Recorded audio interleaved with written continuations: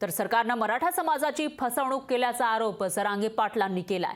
मला कधीही अटक होऊ शकते असं सुद्धा जरांगे पाटील यांनी म्हटलेलं आहे। तर कितीही दबाव येऊ द्या, मराठा 1 इंचही मागे हटणार नाही असं आव्हान जरांगे पाटलांनी दिलं आहे। दरम्यान आमचेच काही आमदार माझी माहिती त्यांना पुरवतायत असा आरोप सुद्धा जरांगेंनी केला।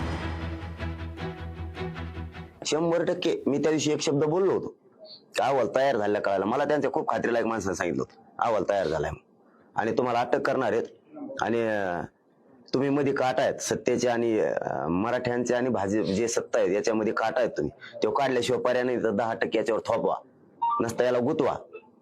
मग त्या दिवशी सागर बंगल्यावर त्यासाठी चाललो होतं, मला त्याच दिवशी कळालं होतं हे करणार आहेत। मग त्याच्यानंतर दुसऱ्या तिसऱ्या दिवशी मी हॉस्पिटलवरून आल्यावर सुद्धा म्हणलो होतो अहवाल तयार झाला असं कळालं। ते खरं व्हायला लागलंय आज। मग आमच्या तिकिटासाठी पळत असतील ना सगळंच काय सांगत त्यांनी मोजकं सांगितलं मला, बस झालं म्हणलं, नको सांगू कुठं येतो 36च्या मोजकं सांगितलं, बस झालं। दुसऱ्या दिवशी सावध झालो मी, त्यांनी चांगलं काम केलं पुण्याचं, त्यांना सगळ्यात मोठा राग आलेला आहे। ते बी सांगतो चला आज बीड मध्ये सगळ्यात मोठा राग आलेला आहे।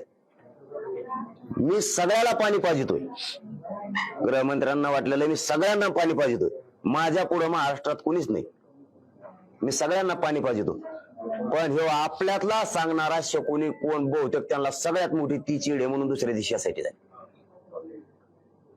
एका रात्री ठरलं यासाठीचं, विधानसभा अध्यक्षांनी सकाळी मंजुरी दिली, गृहमंत्र्यांनी 5 मिनिटात ताडकून उभा राहिले म्हणले अंमलबजावणी करण्यात येत आहे यासाठीची। हे रात्री ठरलेलं आहे हे सगळं। ही चीड सगळ्यात मोठी ती आहे, माझजवळ पण कुणी असू शकतो सांगणारा।